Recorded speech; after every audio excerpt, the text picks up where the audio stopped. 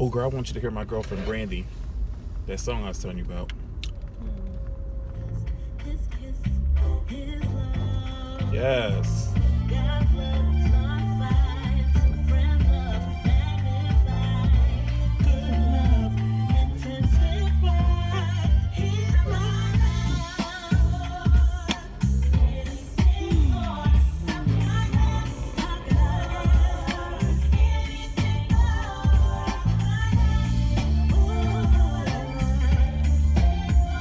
What's wrong with you?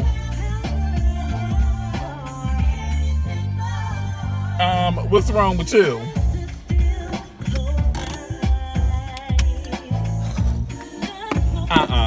What's your problem?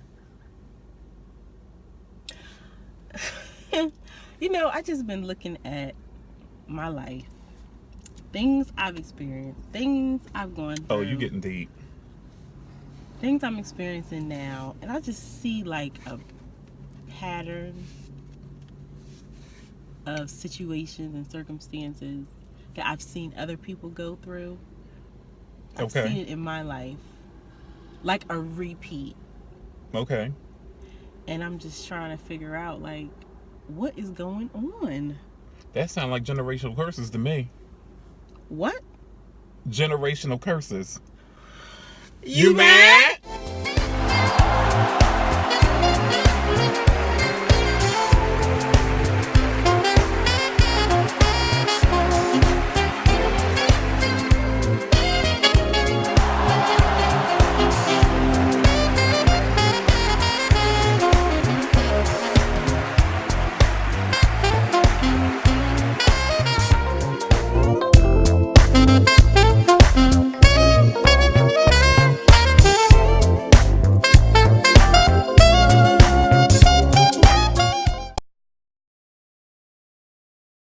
What's up, everybody? I'm Lewis. And I'm Tina. Thanks for tuning in to the third episode of You Mad. Baby. Third episode. Can y'all believe that? So if you haven't subscribed yet, we need you to go to YouTube and hit the subscribe button so that way you can get an alert on our new shows and episodes. You better go in.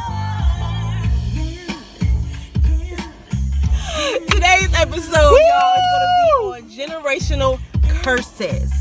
So have you ever experienced something in your life? Most of the times I would say that this is a negative experience because it's a curse. Have you ever experienced something and you felt like you looked back and maybe saw that maybe an aunt experienced it, or a cousin, or a sister, or a mother? Like you saw a repetitious occurrence of a thing in your life and you were like, Dad, what so-and-so went through? Dad, well, auntie, blah, blah, blah, blah. Mm-hmm. This is what we deem a generational curse. Or a POB, baby. Which is? Pattern of the bloodline. Exactly. So identifying bloodline patterns or curses, if you will, is tracing back to childhood. Remember last episode we talked about tracing back to our childhood? Goodness. This is how we really find out why we are the way we are, because of what was impacted upon us as children. So let's use an example. Let's look at the Kennedy family. John F. Kennedy, President JFK. Mm-hmm. Let's look at his family. That family is cursed. Wow. Like you would not believe. It was something that the patriarch has done or didn't do that caused a curse on that family. So when you do the study behind the Kennedys, you realize throughout the ages that they've all died horrific deaths. Assassinations, plane crashes. When I did the study on it, it was like at least 4 or 5 plane crashes within that family. Yeah, crazy. Suicide. Mm-hmm. Like it was just ridiculous. Always ending in death. And tragic death. You have to trace back to the patriarch. And I believe, I forgot what his name was, but I remember the wife was named Rosemary. And there was something wrong with her. They said she was mentally unstable. And so the father put her in a home. And back then in the 40s, they didn't have the type of technology and medicine you have now. So back then they just put you in a home. And that was it. And the medication they gave you made you more crazier. And so it was said that she was institutionalized from the late 40s all the way up until her death in 2005. Crazy. And this is the matriarch. Crazy.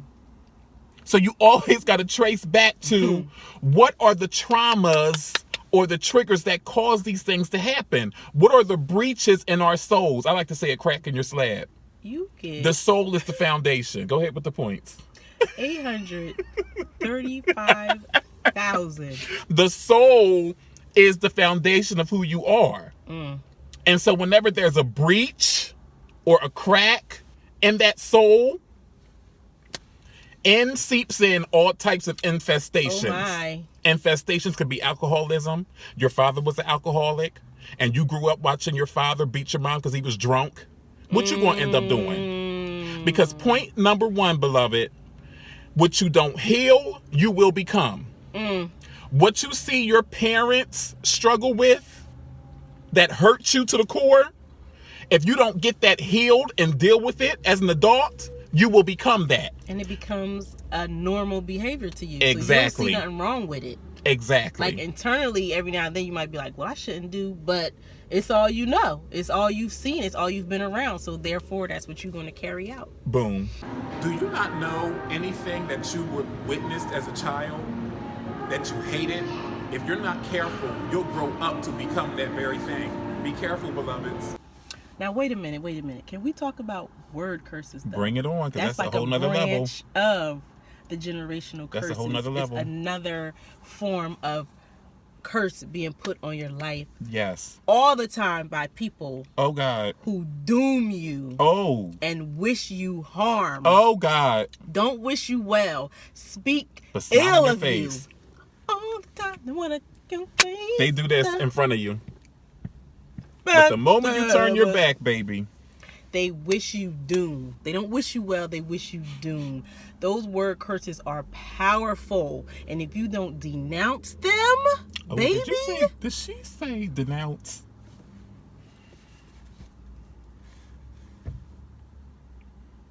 You need my points later. No, because I'm mad you said denounce. If you don't denounce, she went super church on y'all. Those word curses over.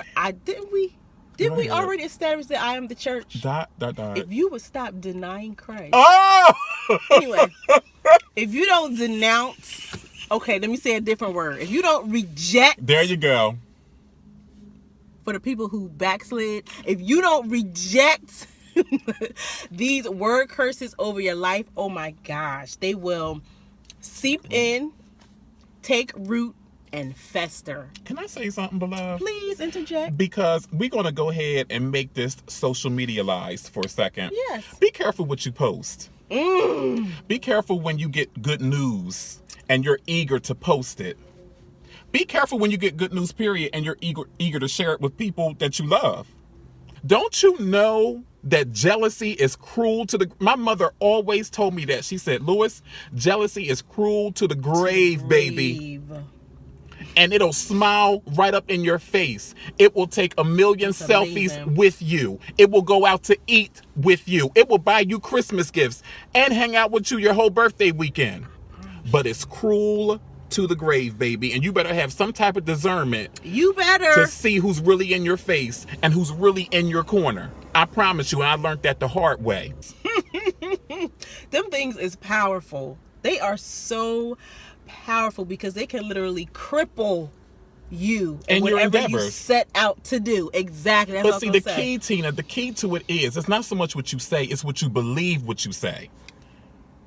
When Jesus spoke to that tree, you mad I went churchy? When Jesus spoke to that, I am mad. I know. When Jesus spoke to that fig tree, beloved, it was so regular. He didn't go through a whole bunch of rigmarole like we do, us's. Theatrics and choreography. He just spoke to the fig tree. He said, may no one eat fruit from you ever again. And he walked away. He said, fig tree, may no one ever eat from you again, figure. But the key... I'm so mad at figure. Figure. You figure.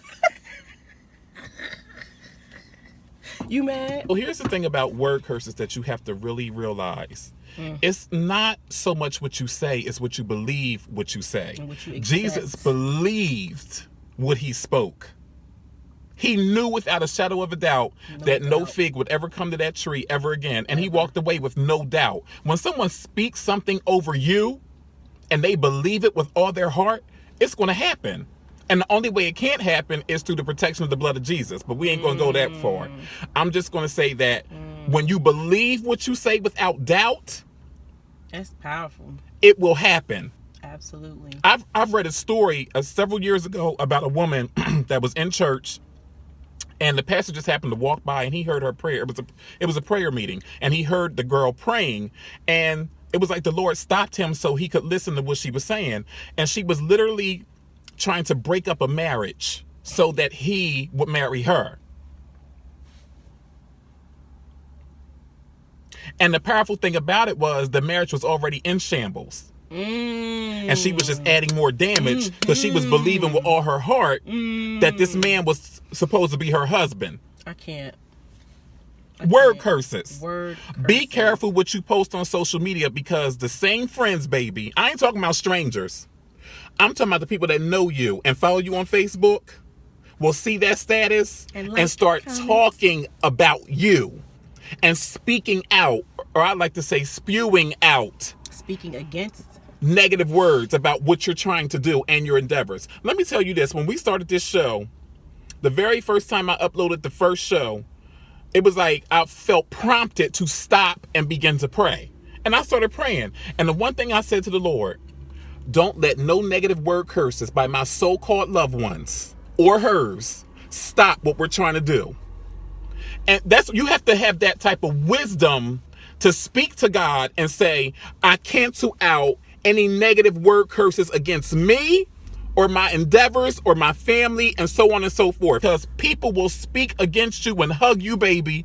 They will speak against you and like and even love your statuses and comments. People will speak against you and smile in your face and take a picture with you. That's the kind of world and time that we're living in. And you have to be wise enough to know who's who, or you will get in some serious trouble. You will be consumed. Wolves in sheep's clothing, baby. By the tongue. Consumed by the tongue. That's a thing that irks my nerves as a mother when I see mothers, young or old, yelling at their kids, cursing them out. You so dumb. You so this, you so that. Those are word curses. Because you believe them.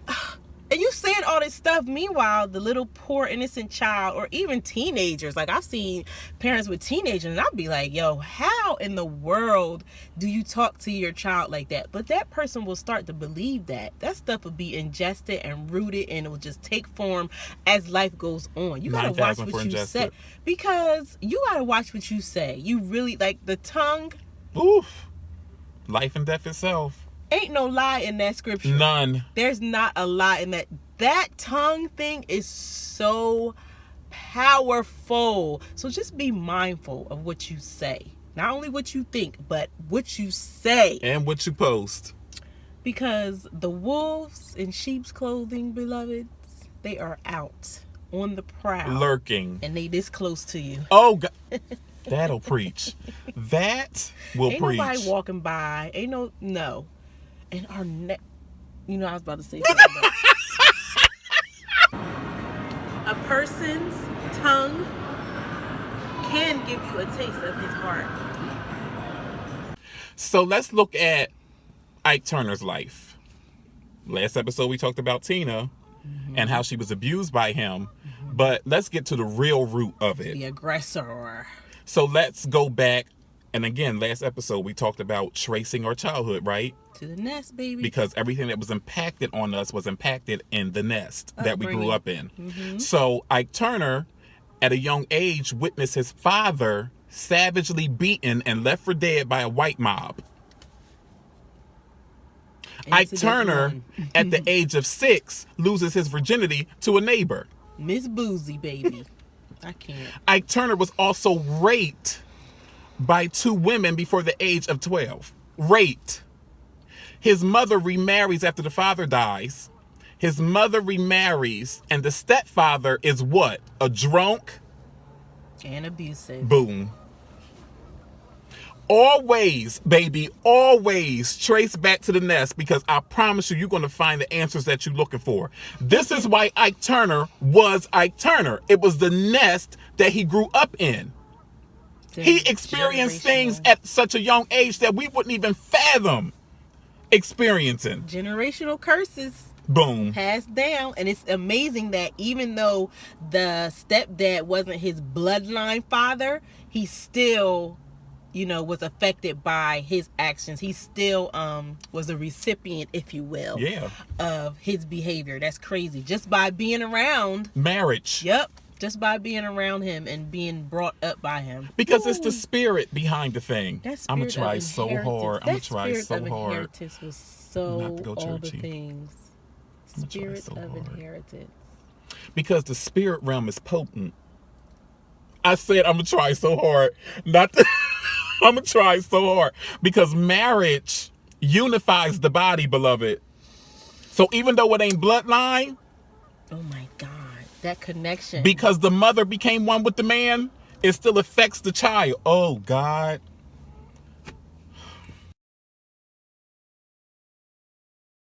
Today's Fashion Enclave is going to be focusing on the 2018 Oscars. Woo! Yo, those fashions, baby. Listen. I mean, I was a little bit underwhelmed. There was maybe 2 or 3 that stood out in my mind. There were several. Who was your favorite, beloved? The first one is my ultimate fave. I love her in season and out. My Lupita. I can't say her last name. You mad? Forever, baby. Lupita is always going to give you fever. Always. And I'm here for her whole life. Check out this outfit. Now, my second one, I loved what Nicole Kidman had on. That rich royal blue with that simplistic bow was all the things, baby. All of the things. Come on with it. Who was yours, Sugar Pumpkin? Baby, my spirit fashion twin of the night of the 2018 Oscars was who? Miss Zendaya. She slayed. That chocolate brown goodness. With that sleeve, beloved. That chocolate brown goodness. Did you see the floation that was going? I need that dress. I need it. My second favorite, which I think people slept on, was Miss Betty Gabriel. She was the maid in Get Out. Yes. Yo, her green. She gave it to y'all. Low cut, give you a little something, and then take it back, sugar. All the things. All the things.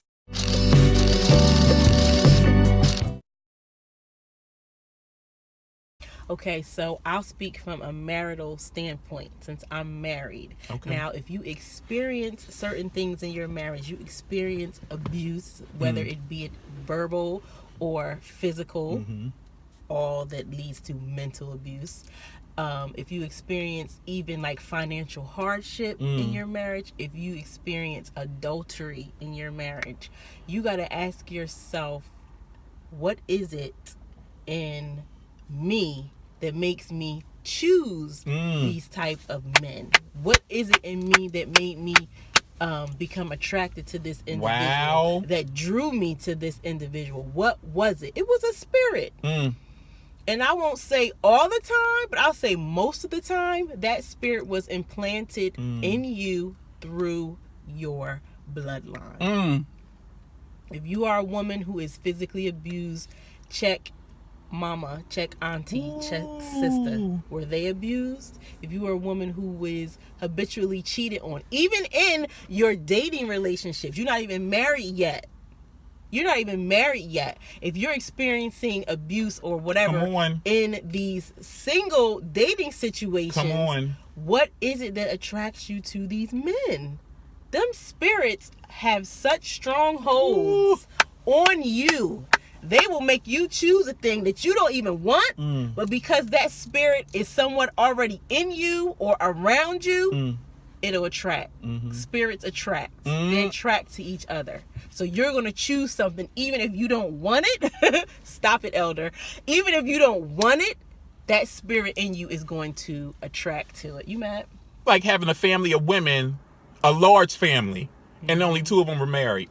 Everybody else is divorced or never married. Curses. Unsuccessful marriages. Yep. Check your history. Check your past. Check your peeps. Look at Michael Jackson. Oh, Mikey. Ooh. Ooh. Why was Michael Jackson the way he was? Because of his father. The only way Joe Jackson knew to be was hard and harsh, because it was how he was raised. His nest. So you have 9 children and you raise them that way. Messing them up. Michael Jackson becomes a star at the age of 9, I believe it was. You're a child. But prior to becoming a star, your whole life was nothing but practicing and singing and performing. Since the age of 5 years old. You don't know what it is to have sleepovers. You don't know what it is to play hide and go seek. You don't know what it is to play freeze tag. So you grow up and be a grown adult wanting to play these games. You're a child still. Come on, y'all. Look at the pattern. A whole zoo in your house. Zoo? How about an amusement park? Right. You're a child. Because you always wanted to be Peter Pan. Right. So you build Never Never Land. A grown man, y'all. Fantasy. Because when you have that type of stardom, it's like you're on a plane all by yourself, Tina. When Thriller came out, he became like a god. Yes. So when you're at that level, yep. Michael Jackson is the most celebrated entertainer that ever lived. Do you understand how big of a title that is? Major. You surpass Elvis Presley. Right. I was going to say that. Yep. You are the reigning king of pop. No one will ever be who he was. There will never be another Michael Jackson. Not never. So that type of stardom, you become lonely. And when you're lonely like that, you start thinking. And in your mind, you go back to what you didn't have. Oh, God. And so now that you have the money and power, you can get whatever. Boom. What? Because your soul is cracked and tore up because you fought so hard to be a child, but your father wouldn't let you because he saw the greatness in you. Even though he did what he could as a father, but he did what he could from his what? Capacity.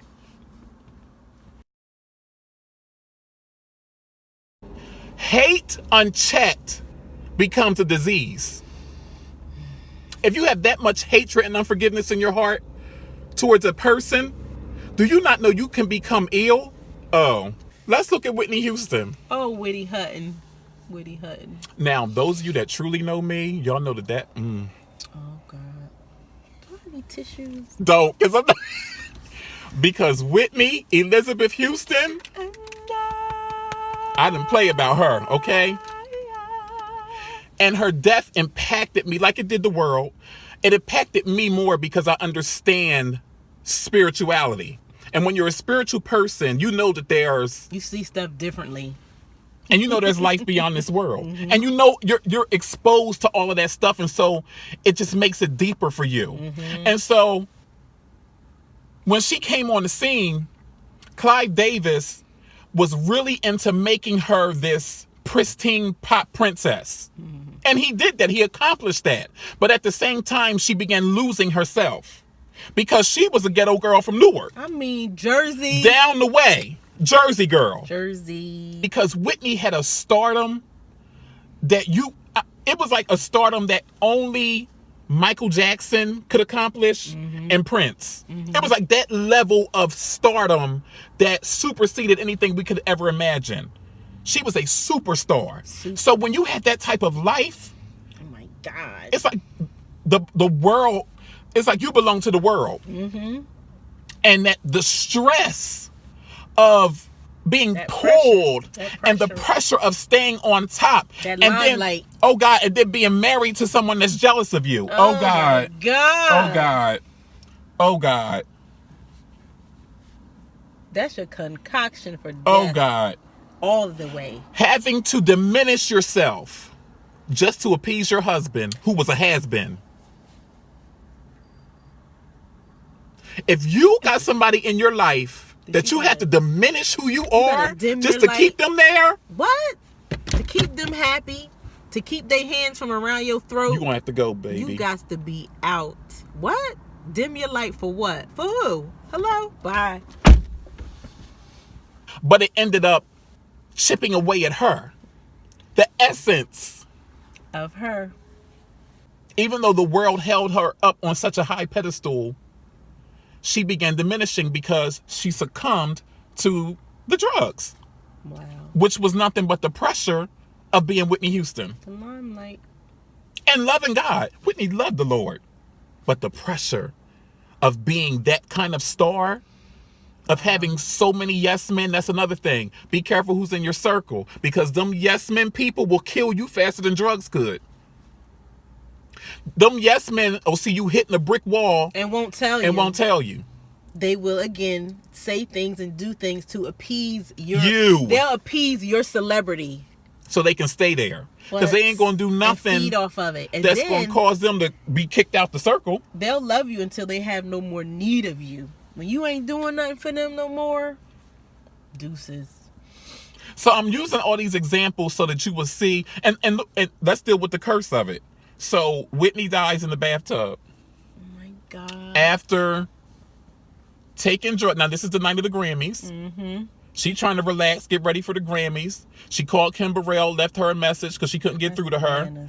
Gets in the bathroom, gets in the tub. Now, I believe it was Xanax with alcohol and already had heart disease. Right, and didn't know. And then there's cocaine.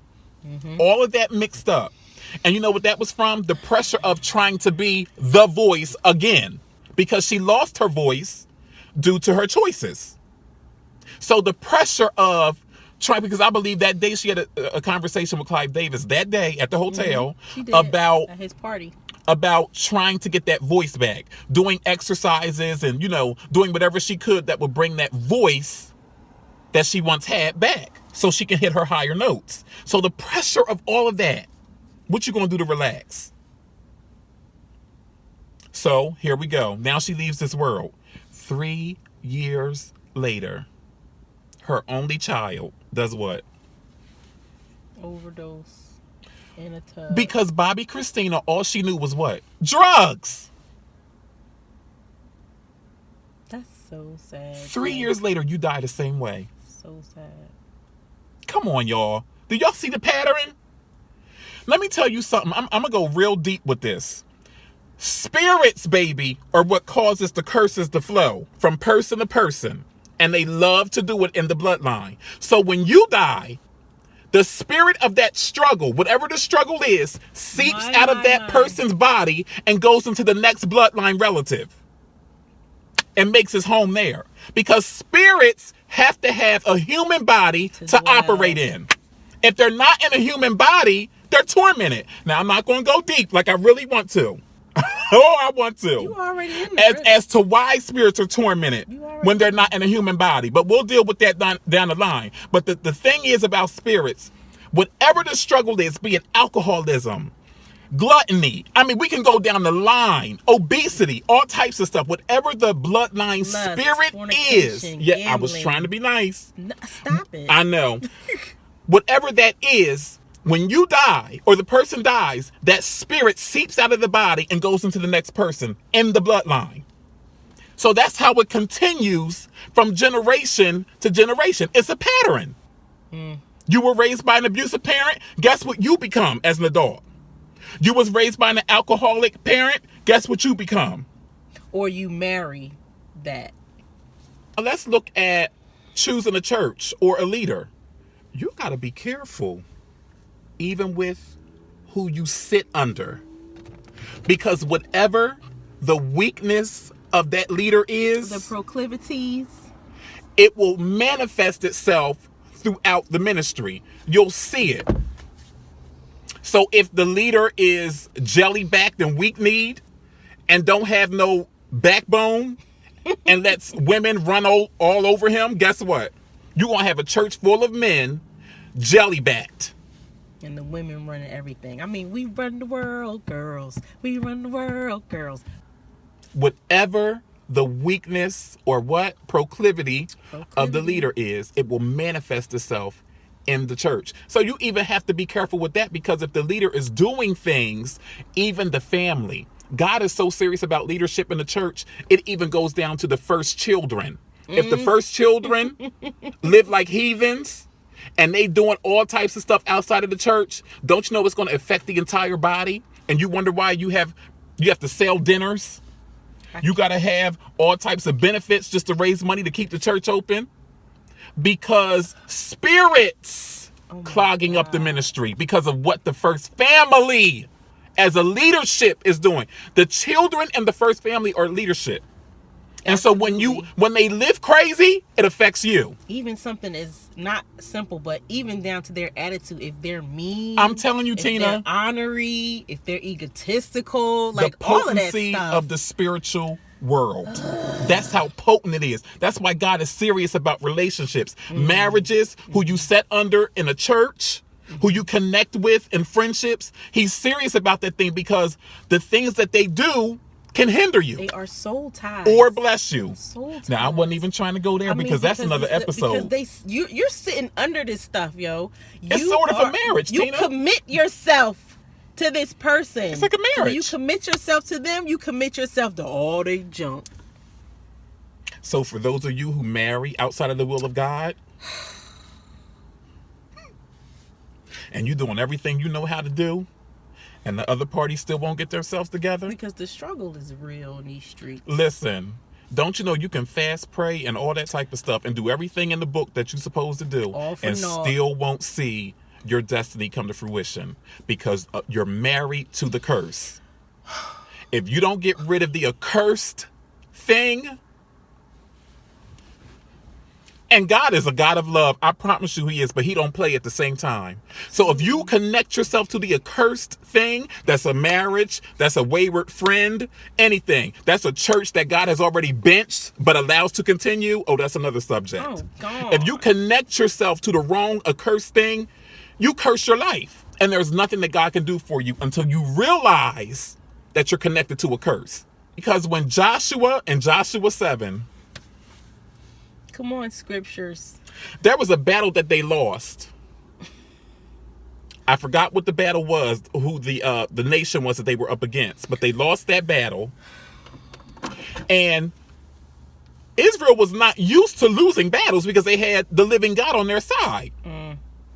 They lose this battle, and Joshua goes before the Lord, tearing his clothes, carrying on, acting a fool. Like, Lord, what's going on? What is this about? And the Lord said, there's the accursed thing in your camp. He said, I told you when you went up against that nation not to take any spoil of that nation because it's cursed. You are to leave everything behind. Don't take anything. Well, Achan chose to go and take some of the spoil and hide it and bury it under his tent. And he thought that God wouldn't see it. Foolish. Dumb, yo. So the actions of one person caused a nation of millions to miss out on the promise. One person. That's powerful. So God said, get rid of Achan and his entire bloodline. Down to the cattle. Wipe him completely out, and then you can move on. Get it? So you got to wipe out everything that's cursed. Oh, God. If God tell you to get rid of somebody, I don't care how long you've been friends. Let me get up in this camera. I mean, going on. If God tell you to get rid of somebody because they're hindering your destiny. Or separate yourself from a thing or whatever. I don't even gotta finish the sentence. So you want to know if you've been cursed out, sugar? Let me tell you how you've been cursed out. If you are a person who struggles with depression, you're always down and bound and you can't shake it, and mama was a depressed mama or daddy was a depressed daddy. They cursed you out. If you are a wife or a husband who is in a abusive marriage, marriage that's just not prospering, you can't get past the finance part, there's adultery, and somebody in your family experienced those same things, they cursed you out. So, beloveds, if you watch someone in your family, someone closely related to you, snort cocaine or shoot up their arm or drink 10 bottles a day, guess what? They cursed you out, sugar. If you grew up in a family with a bloodline of molestation and rape and abuse, guess what? They cursed you out, beloved. Thank you guys so much for tuning in to episode 3. Y'all. Three. It's in the bag. Make sure you go on over to the blog, You Mad the Vlog on YouTube, like, comment, and subscribe, and share it on your social media outlets. And remember, until next time, baby, listen, what you gotta do, watch who's around you and watch what they say, because we don't need nobody cursing you out. You mad?